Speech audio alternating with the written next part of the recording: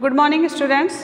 आज हम नया टॉपिक स्टार्ट करेंगे, वो है मुद्रा की प्रकृति, क्षेत्र, कार्य व महत्व। ये आपका थर्ड टॉपिक है, मुद्रा की प्रकृति, कार्य, क्षेत्र व महत्व। ये चारों चीज़ें इस टॉपिक के अंतर्गत आएगी।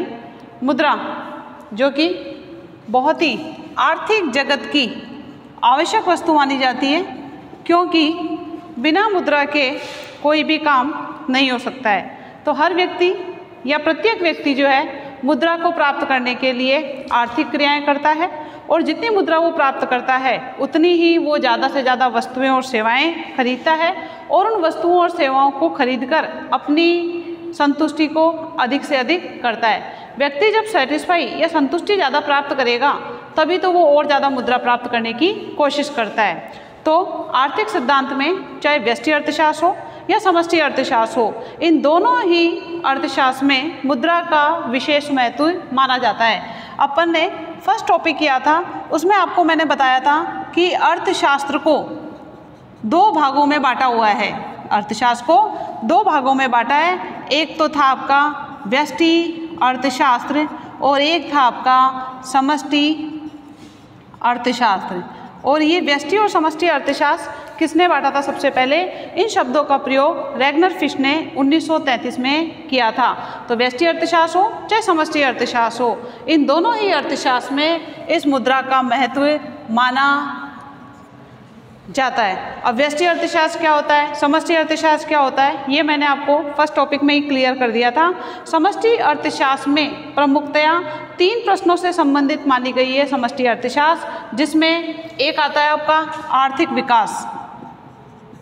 समष्टि अर्थशास्त्र का संबंध वैसे तो बहुत सारी चीज़ों से होता है, कुल रोजगार से भी होता है, कुल बचत से भी होता है, कुल विनियोग से भी होता है, राष्ट्रीय आय से भी होता है, बहुत सारी चीज़ों से होता है। लेकिन मुख्यतः समष्टि अर्थशास्त्र का जो संबंध है वो आर्थिक विकास, मुद्रास्फीति व बेरोजगारी, इन तीनों से मेन संबंध पाया जाता है। तो इन तीनों में ही मुद्रा व मौद्रिक नीति की प्रमुख भूमिका होती है, प्रबल भूमिका होती है। जैसे आर्थिक विकास की अपन बात करते हैं, अगर अपने को देश का विकास करना है, विकास का मतलब डेवलपमेंट होता है, अगर हमें देश का विकास करना है तो विकास होता किससे? विकास होता है मुद्रा से। तो सरकार मुद्रा की पूर्ति को बढ़ाकर ज़्यादा से ज़्यादा विकास कार्यों पर पैसा खर्च करती है, और विकास कार्यों पर जब पैसा खर्च करेगी तो उत्पादन होगा, और उत्पादन होगा तो देश की क्या बढ़ेगी? आय बढ़ेगी, और जब देश की आय बढ़ेगी तो ऑटोमेटिकली देश का आर्थिक विकास हो जाएगा। दूसरी बात होती है आपकी मुद्रास्फीति की। मुद्रास्फीति मैंने आपको पहले ही बताया, कीमतों का लगातार बढ़ना मुद्रास्फीति कहलाता है। कीमतें आपकी लगातार बढ़ रही है किसी भी वस्तु की, तो वो मुद्रास्फीति कहलाती है। और मुद्रास्फीति जब होती है तो देश में लोगों के पास पैसे ज़्यादा होते हैं, यानी वो मांग ज़्यादा करते हैं और पूर्ति उस अकॉर्डिंग नहीं बढ़ पाती है, तो कीमतें लगातार बढ़ती चली जाती है। इस स्थिति में मुद्रास्फीति को कंट्रोल करने के लिए सरकार देश में मुद्रा की मात्रा को कम कर देती है, और मुद्रा की मात्रा को या पूर्ति को कम कर देगी तो लोगों के पास हाथ में पैसा कम आएगा, और जब हाथ में पैसा कम आएगा तो वो कम वस्तु की मांग करेंगे, और कम वस्तु की मांग करेंगे तो कीमत अपने आप ही जो ऊपर की तरफ जा रही थी वो नीचे की तरफ आ जाएगी, और मुद्रास्फीति की समस्या दूर हो जाएगी। नेक्स्ट समस्या आती है आपकी बेरोजगारी की, जो कि हमारे यहाँ पर तो बहुत ही ज़्यादा मात्रा में है। बेरोजगारी, जो व्यक्ति काम करने का इच्छुक है और उसे अपनी योग्यता के अनुसार काम नहीं मिल पाता है, वो सामान्यतः बेरोजगार कहलाता है। अब बेरोजगारी क्यों पाई जाती है? क्योंकि हमारे देश में जनसंख्या ज़्यादा है, तो बढ़ती जनसंख्या के लिए हमें रोजगार भी तो उतना देना होगा। तो विकास कार्यों पर खर्च करके सरकारी व्यय को बढ़ाकर, मुद्रा की मात्रा को बढ़ाकर सरकार बेरोजगारी की समस्या को भी दूर कर सकती है। इस प्रकार समष्टि आर्थिक सिद्धांत में या समष्टि सिद्धांत में जो है आर्थिक विकास, मुद्रास्फीति और बेरोजगारी, ये जो तीन समस्याएं ये जो तीन चीज़ें हैं, इन तीनों चीज़ों का जो हल होगा वो मुद्रा व मौद्रिक नीति के द्वारा किया जाएगा। और मुद्रा की भूमिका इसी के द्वारा निर्धारित होती है कि मुद्रा किन किन समस्याओं का हल कर सकती है। इसी प्रकार अपन समष्टि अर्थशास्त्र की बात करते हुए व्यष्टि अर्थशास्त्र की बात करते हैं कि व्यष्टि अर्थशास्त्र के अंतर्गत कीमतों का निर्धारण किया जाता है, कीमतों का निर्धारण होता है। तो मुद्रा के माध्यम से इस समस्या को भी दूर किया जा सकता है। फर्में क्या करती है? फर्में वस्तुओं का उत्पादन करती है। तो फर्में वस्तुओं का उत्पादन करेगी तो उत्पादन के साधनों को क्या देगी? उत्पादन के साधनों को मुद्रा देगी। किस रूप में? श्रमिक की मजदूरी के रूप में, भूमि के लगान के रूप में और पूंजी के ब्याज के रूप में। ये उत्पादन के साधनों की क्या कहलाएगी? आय कहलाएगी। अब उत्पादन के साधन ये क्या करेंगे? प्राप्त आय को या प्राप्त मुद्रा को फर्मों के द्वारा उत्पादित वस्तुओं और सेवाओं की मांग करेंगे। वस्तुओं और सेवाओं की मांग करेंगे तो फर्म जो उत्पादन के साधनों को पैसा दे रही थी, वो पैसा वापस घूमकर फर्मों के पास आ जाएगा। इस प्रकार ये मुद्रा अर्थव्यवस्था में घूमती रहती है, उत्पादन के साधनों के द्वारा वापस फर्मों के पास आ जाती है। तो जिस प्रकार मनुष्य के शरीर में रक्त घूमता है, खून घूमता है, इसी प्रकार अर्थव्यवस्था में जो है मुद्रा घूमती रहती है, एक हाथ से दूसरे हाथ में। इस प्रकार मुद्रा की भूमिका मैंने आपको थोड़ी सी बताई है, या इसकी प्रस्तावना अपन कह सकते हैं कि मुद्रा का क्या क्या महत्व माना जाता है व्यष्टि अर्थशास्त्र और समष्टि अर्थशास्त्र के अंतर्गत। नेक्स्ट अपन करेंगे मुद्रा की परिभाषा। मुद्रा की अलग अलग अर्थशास्त्रियों ने अलग अलग परिभाषाएं दे रखी है। कुछ इसे संकुचित अर्थ में देते हैं, कुछ इसे विस्तृत अर्थ में इस परिभाषा को दिया गया है। तो अलग अलग अर्थशास्त्रियों के द्वारा जो परिभाषाएं दी गई है उसके बारे में अपन चर्चा करेंगे। इसमें सबसे पहले जो परिभाषा दी गई है वो है प्रोफेसर F.A. वॉकर के अनुसार। Professor F.A.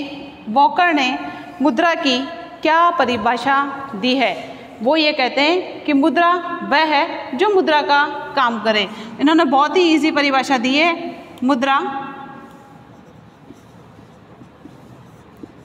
वह है जो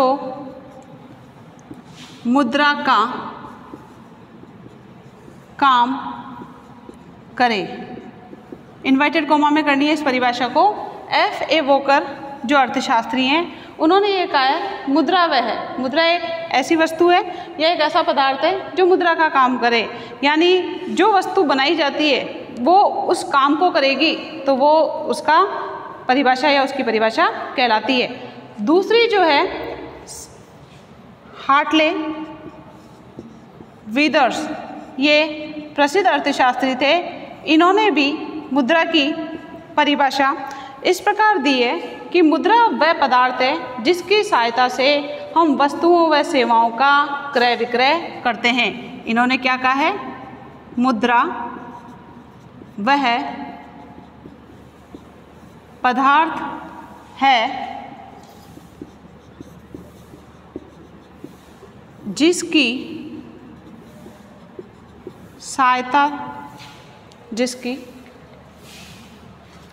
मुद्रा वह पदार्थ है जिसकी सहायता से हम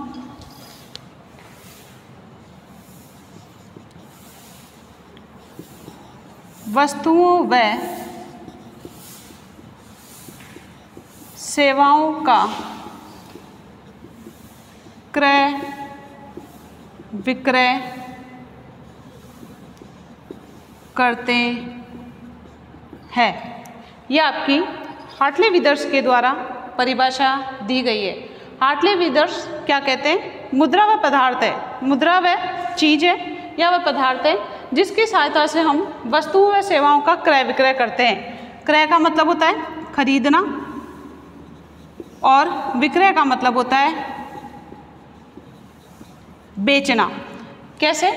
देखो क्या होता है, कोई भी व्यक्ति जो कि उत्पादन करता है वो क्या कहलाता है?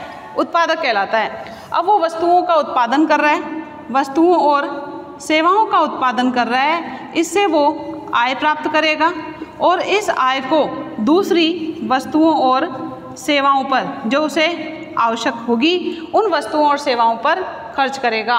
तो ये जो आय प्राप्त हुई है या जो मुद्रा प्राप्त हुई है, इस मुद्रा या इस मुद्रा को सिर्फ क्या माना जाता है? साधन माना जाता है। यानी मुद्रा कोई खाने की वस्तु नहीं होती है, मुद्रा से अपन खाकर सेटिस्फेक्शन प्राप्त नहीं कर सकते। मुद्रा तो आपका एक साधन है जिसके द्वारा आप वस्तुएं और सेवाएं प्राप्त कर सकते हो, और वस्तुएं और सेवाएं जब व्यक्ति को प्राप्त होती है तो वह संतुष्टि प्राप्त करता है। इसलिए मुद्रा वह पदार्थ है जिसकी सहायता से हम वस्तुओं और सेवाओं का क्रय विक्रय कर सकते हैं, खरीद सकते हैं और बेच सकते हैं। यह आपकी हार्टले विदर्स ने परिभाषा दी है।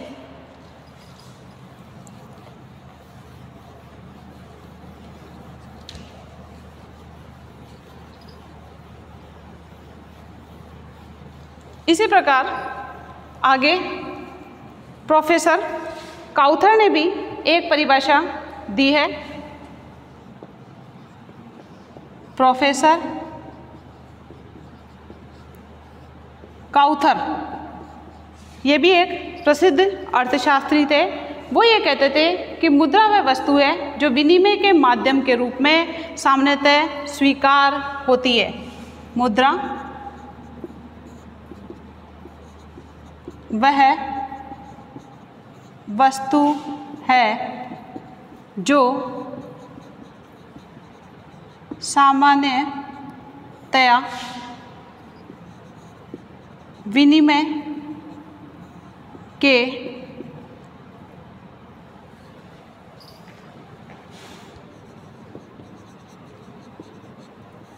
माध्यम के रूप में स्वीकार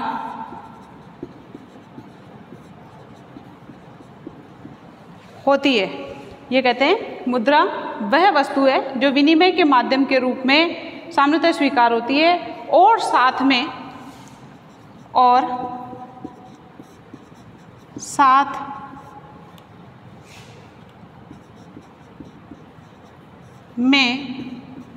वह मूल्य के मापक और साथ में वह मूल्य के मापक व मूल्य संग्रह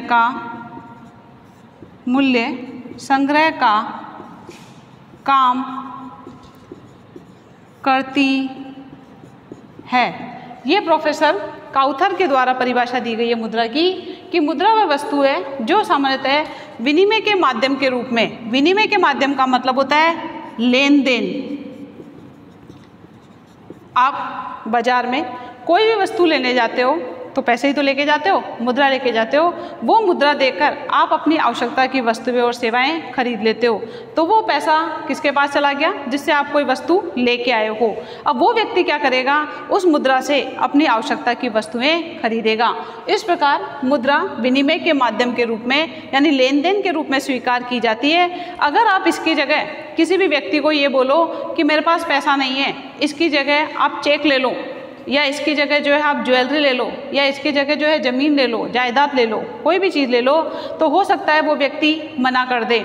लेकिन मुद्रा को कोई भी व्यक्ति लेने से मना नहीं करता है। इसलिए मुद्रा लेन देन को आसान करने के लिए, इजी बनाने के लिए मुद्रा का आविष्कार किया गया था। इसके बाद साथ में वह मूल्य के मापक के रूप में और मूल्य संग्रह का काम भी करती है। मूल्य के मापक का मतलब होता है, जैसे अपन बात करते हैं कोई भी आप बाज़ार में जाते हो और एक बैग लेके आते हो, बैग लेके आते हो, उसकी कीमत 500 रुपये में आकी गई है, यानी बैग का मूल्य कितना है 500 रुपये। तो इसको 500 रुपये के मूल्य के मापक के रूप में मापा गया है, यानी कोई भी वस्तु की कीमत जो होगी वो मूल्य के रूप में मापी जाएगी। अगर बैग की जगह सब्जी लेके आ रहे हो, कोई भी चीज़ लेके आ रहे हो, तो उसकी उतनी मुद्रा आपको देनी होती है। इट मीन्स उसकी मुद्रा उतने रुपए में आकी गई है, इसलिए ये मूल्य के मापक के रूप में भी काम करती है। नेक्स्ट बात आती है इसकी मूल्य संग्रह की बात करते हैं अपन। कोई भी व्यक्ति जो धन अर्जित करता है उस धन से उपभोग की वस्तुएं खरीदता है और बाकी पैसे को क्या करता है, बचत करता है। बचत करता है या फिर निवेश करता है। बचत करेगा तो उसकी आय में कोई वृद्धि नहीं होगी, जबकि मैंने कल आपको आय का वृत्ताकार प्रभाव पढ़ाया था।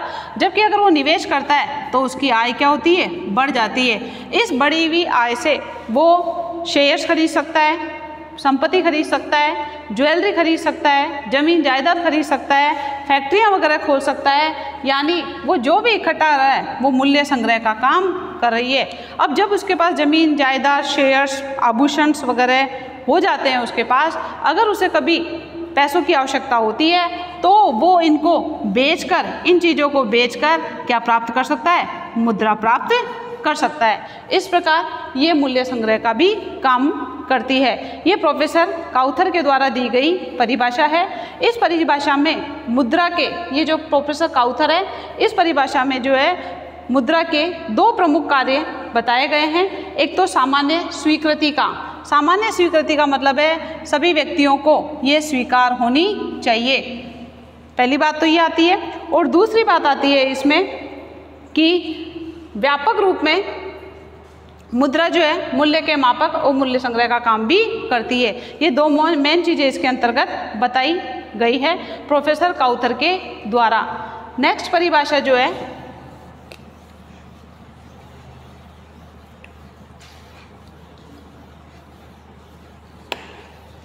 एक और अर्थशास्त्री हैं जिन्होंने मुद्रा की परिभाषा दी है, नेप व हार्ट्रे। नेप व हार्ट्रे ने मुद्रा की जो परिभाषा दी है वो ये कहते हैं कि नेप व हार्ट्रे ने मुद्रा के वैधानिक स्वरूप पर बल दिया है। नेप व इन्होंने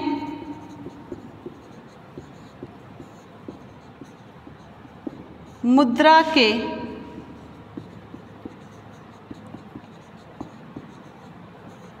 वैधानिक स्वरूप पर बल दिया है। इसके साथ ही नेप के अनुसार कोई भी वस्तु राज्य के द्वारा मुद्रा घोषित होने पर मुद्रा होती है। कोई भी वस्तु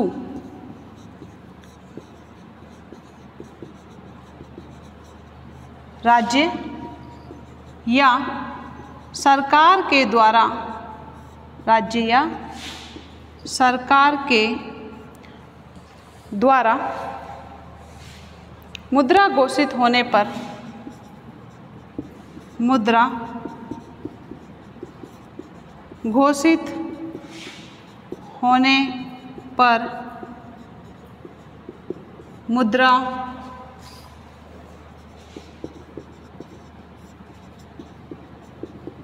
होती है।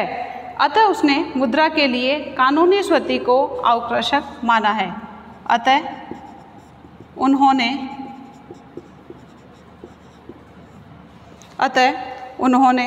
मुद्रा के लिए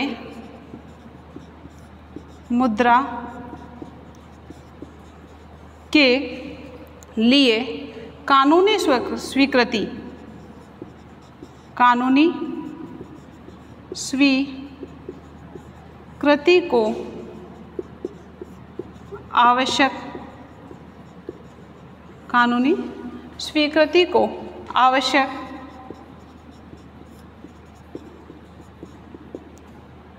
माना है। इस प्रकार प्रोफेसर नेप व हार्ट्रे क्या कहते हैं, इन्होंने मुद्रा के वैधानिक स्वरूप, वैधानिक का मतलब क्या होता है, जिसे सरकार के द्वारा कानूनी मान्यता प्रदान हो, जिसे सरकार ने क्या किया है, स्वीकार किया है। कोई भी वस्तु राज्य या सरकार के द्वारा मुद्रा घोषित होने पर ही वह मुद्रा होती है, अतः उन्होंने मुद्रा के लिए कानूनी स्वीकृति को आवश्यक माना है। आपको पता होगा अभी 2 साल पहले 8 नवंबर 2016 को श्री नरेंद्र मोदी ने जो है एकदम से 500 और 1000 रुपये के नोट पर क्या लगा दिया, बैन लगा दिया, बंद कर दिया उसको, कि इस डेट के बाद, ऐसे एकदम से बंद नहीं किया उन्होंने 2 या 3 महीने का समय दिया था कि जिस भी व्यक्ति के पास इस तारीख तक वो पैसे रहेंगे वो बैंकों में जाकर उसको बदलवा सकता है। इसके बाद अगर वो नोट रखता है तो वो क्या हो जाएंगे, उसकी वैल्यू 0 हो जाएगी। यानी सरकार ने 500 रुपये और 1000 रुपये के नोटों पर जो है कानूनी मान्यता को रद्द कर दिया। इस प्रकार अब वो नोट अगर कहीं भी अब प्राप्त होते हैं तो उसकी वैल्यू 0 के बराबर होगी। कहने का मतलब कोई भी वस्तु जो मुद्रा है उस मुद्रा के लिए सरकार की स्वीकृति का होना बहुत ही आवश्यक है। आपने देखा होगा कोई सा भी नोट देखो, चाहे 10 रुपये का नोट देखो, चाहे 20 का देखो, 50 का देखो, 100 का देखो, 500 का देखो, 2000 का नोट देखो, उसके वहाँ पर नीचे एक लिखा हुआ होता है, मैं धारक को 500 रुपये का नोट है तो 500 रुपये अदा करने का वचन देता हूँ, मैं धारक को 2000 रुपये अदा करने का वचन देता हूँ। धारक कौन होता है, जिसके पास वो पैसा होता है। ये आपको कौन दे रहा है वचन, ये दे रहा है RBI के गवर्नर, रिजर्व बैंक के गवर्नर के द्वारा दी जाती है। कहने का मतलब आपके पास जो मुद्रा है, आपके पास जो नोट है, वो आप बाज़ार में कहीं लेकर जाते हो, उसके बदले में उतनी मुद्रा की चीज़ें आप प्राप्त कर सकते हो। ये रिजर्व बैंक के द्वारा, गवर्नर के द्वारा जो है आपको ये जो है कानूनी स्वीकृति दी जाती है।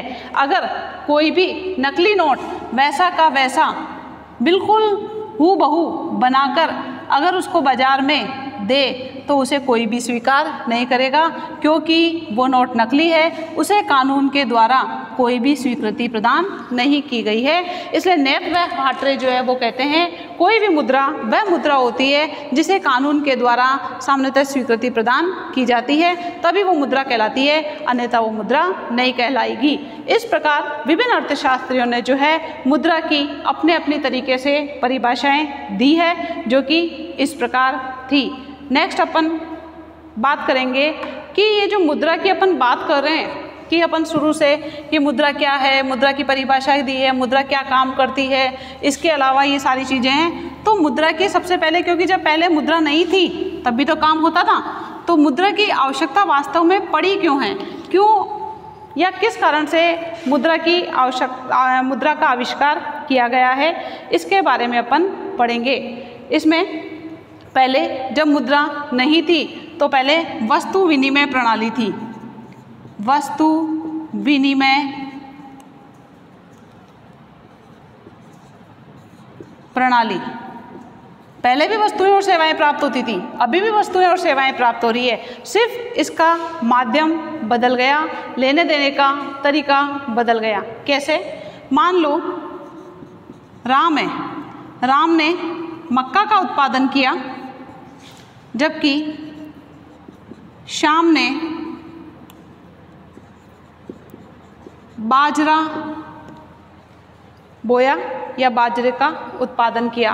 अब राम के पास जो है 500 किलो मक्का हुई है, तो इस 500, जब पहले मुद्रा का आविष्कार नहीं था तो व्यक्ति कैसे लेन देन करते थे वो मैं आपको बता रही हूँ। जितनी उसे आवश्यकता है उतनी मक्का वो अपने पास रख लेता था। मान लो उसे 50 किलो की आवश्यकता है जो कि उसके उपभोग में काम आएगी, तो 50 किलो मक्का वो अपने पास रख लेता था, और बाकी की जो 450 किलो या 450 किलो मक्का बची है उससे वो अपनी आवश्यकता की वस्तुएं खरीदता था। अब इसमें जो है राम क्या करेगा, शाम को 50 किलो मक्का दे देगा और इससे क्या प्राप्त कर लेगा, बाजरा प्राप्त कर लेगा, जितनी भी उसे आवश्यकता है।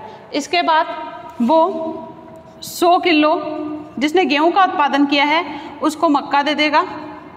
और यहाँ पर मोहन की बात करते हैं, मोहन ने किसका उत्पादन किया है, गेहूं का उत्पादन किया है, तो मोहन से जो है मक्का के बदले में क्या प्राप्त कर लेगा, गेहूं प्राप्त कर लेगा। इस प्रकार ये लेन देन होता था। एक वस्तु देकर दूसरी वस्तु प्राप्त करना वस्तु विनिमय प्रणाली कहलाती थी। पहले भी वस्तुएं और सेवाएं प्राप्त होती थी, अभी भी वस्तुएं और सेवाएं प्राप्त होती है, लेकिन पहले से अब का तरीका देखो कैसे चेंज हो गया है। कोई भी व्यक्ति जो आय प्राप्त कर रहा है वो अपनी आय को, या अपनी कोई भी व्यक्ति जो उत्पादन कर रहा है इस उत्पादन को बेचेगा तो क्या प्राप्त करेगा? मुद्रा प्राप्त करेगा, मुद्रा या आय प्राप्त करेगा, और इस आय से अपनी आवश्यकता की वस्तुएं और सेवाएं खरीदेगा। तो यहाँ पर किसी व्यक्ति ने वस्तु और सेवा का उत्पादन किया है तभी तो वो उत्पादक माना जाएगा, तो वो इसे बेचेगा और मुद्रा या आय प्राप्त करेगा। इस मुद्रा से अपनी आवश्यकता की वस्तुएं और सेवाएं प्राप्त करेगा। तो पहले भी वस्तुएं और सेवाएं प्राप्त हो रही थी, अभी भी वस्तुएं और सेवाएं प्राप्त हो रही है, लेकिन बीच में मुद्रा ने वस्तु विनिमय प्रणाली को हटाकर मौद्रिक व्यवस्था को जो है बनाया है, जिससे लेन देन में आसानी हुई है। तो वस्तु विनिमय प्रणाली में बहुत सारी समस्याएं आई थी, उन समस्याओं को ध्यान में रखते हुए मुद्रा का आविष्कार किया गया था। तो मुद्रा की आवश्यकता क्यों पड़ी, या वस्तु विनिमय प्रणाली की जो है कठिनाइयों के बारे में अपन पढ़ेंगे। तो आप वस्तु विनिमय की परिभाषा लिख सकते हो। एक व्यक्ति एक वस्तु देकर जब दूसरी वस्तु प्राप्त करता है तो वो वस्तु विनिमय प्रणाली कहलाती है। नेक्स्ट आता है आपका वस्तु विनिमय की कठिनाइयाँ।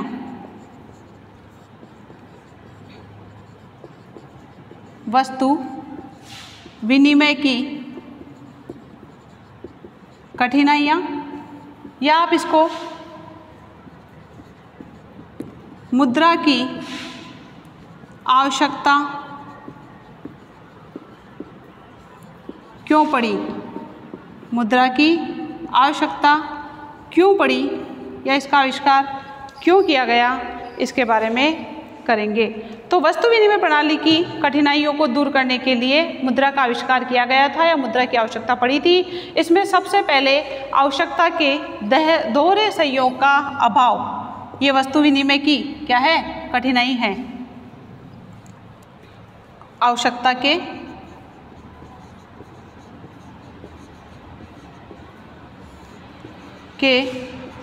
दोहरे संयोग का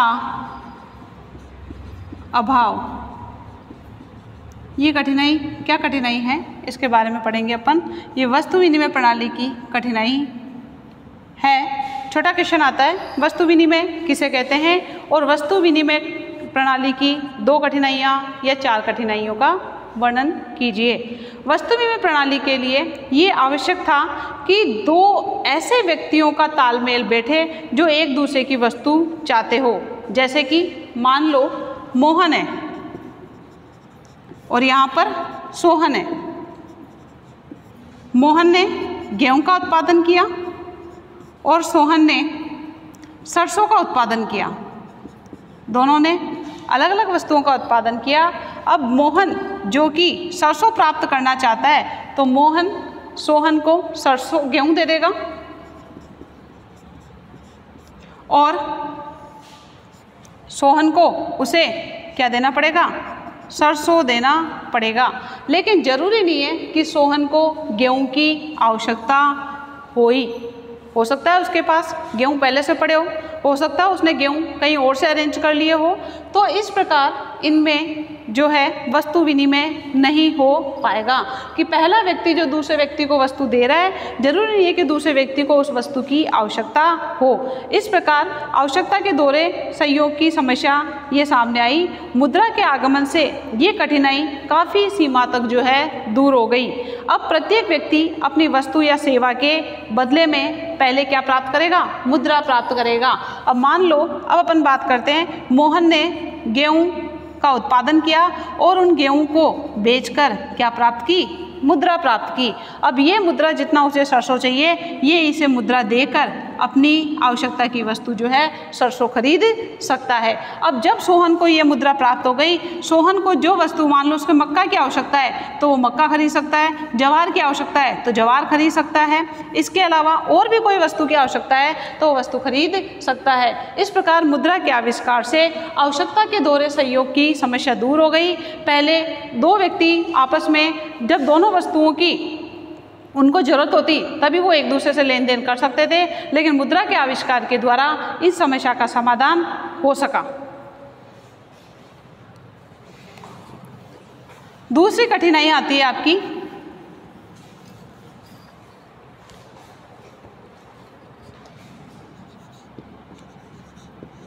मूल्य के मापक का अभाव। अपन ने परिभाषा पढ़ी थी अभी पीछे ही कि प्रोफेसर काउथर ने मुद्रा को मूल्य के मापक और मूल्य के संग्रह के रूप में भी बताया था। वस्तु विनिमय प्रणाली की दूसरी कठिनाई एक वस्तु सेवा का मूल्य दूसरी वस्तु सेवा में आंकने की मानी जाती थी। यानी गेहूं देकर मक्का प्राप्त करना, या गेहूं देकर जवार प्राप्त करना, या मक्का देकर बाजरा प्राप्त करना। यदि समाज में तीन वस्तुएं हैं, क्योंकि दो वस्तुएं तो नहीं होती, बहुत सारी वस्तुएं होती है समाज में, तो तीन वस्तुएं जैसे ए बी सी तीन वस्तुएं होती है, तो तीन भाव याद रखने पड़ेंगे। अपन बात करते हैं ए बी और सी, तीन वस्तुएं हैं। ए वस्तु देकर बी प्राप्त कर सकता है, बी वस्तु देकर सी प्राप्त कर सकता है, और ए सी वस्तु देकर ए वस्तु प्राप्त कर सकता है। इस प्रकार कितने भाव याद रखे जाएंगे? तीन भाव याद रखे जाएंगे। लेकिन चार वस्तुएं होने पर, वस्तुएं तीन की जगह कितनी हो गई? चार वस्तुएं हो गई, तो उसे भाव कितने याद रखने पड़ेंगे? 6 भाव याद रखने पड़ेंगे। कैसे? 4 × 3/2, यानी जितनी वस्तुएं हैं उससे कम 1 कर देंगे और 2 का भाग लगाएंगे, तो यहाँ पर 12/2/6 हो गया, यानी उसे 6 भाव याद रखने पड़ेंगे। जैसे जैसे समाज या सभ्यता का विकास होता गया, वस्तुओं की भी आवश्यकताएं भी बढ़ती गई और उनका विकास भी होता गया। अब वस्तुएं मान लो 100 हो जाती है। अब ये 6 आपके कैसे आया मैं आपको बता देती हूँ। जैसे ए बी सी और डी 4 वस्तुएं हैं। ए का भाव बी में, ये फर्स्ट हो गया, बी का भाव सी में, ये सेकंड हो गया, सी का भाव डी में, ये थर्ड हो गया, ए का भाव डी में, ये फोर्थ हो गया, सी का भाव ए में, ये फिफ्थ हो गया, और बी का भाव डी में, ये आपका 6 हो गया। इस प्रकार 4 × 3/2 बराबर 6 भाव आएंगे। अगर वस्तुएं 100 होती है, क्योंकि बहुत सारी वस्तुएं होती है, ये मैंने आपको पहले बता दिया, तो 100 × 1 कम करना है, 99/2, इससे ये कर 50, यानी कि 4950 भाव याद रखने पड़ेंगे। इस प्रकार मूल्य के मापक की समस्या भी सामने आती है वस्तु विनिमय प्रणाली में। नेक्स्ट आती है आपकी कठिनाई जो होगी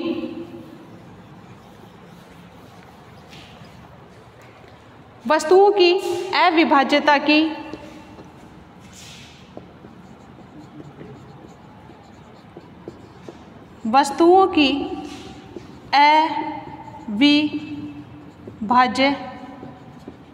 अविभाज्यता की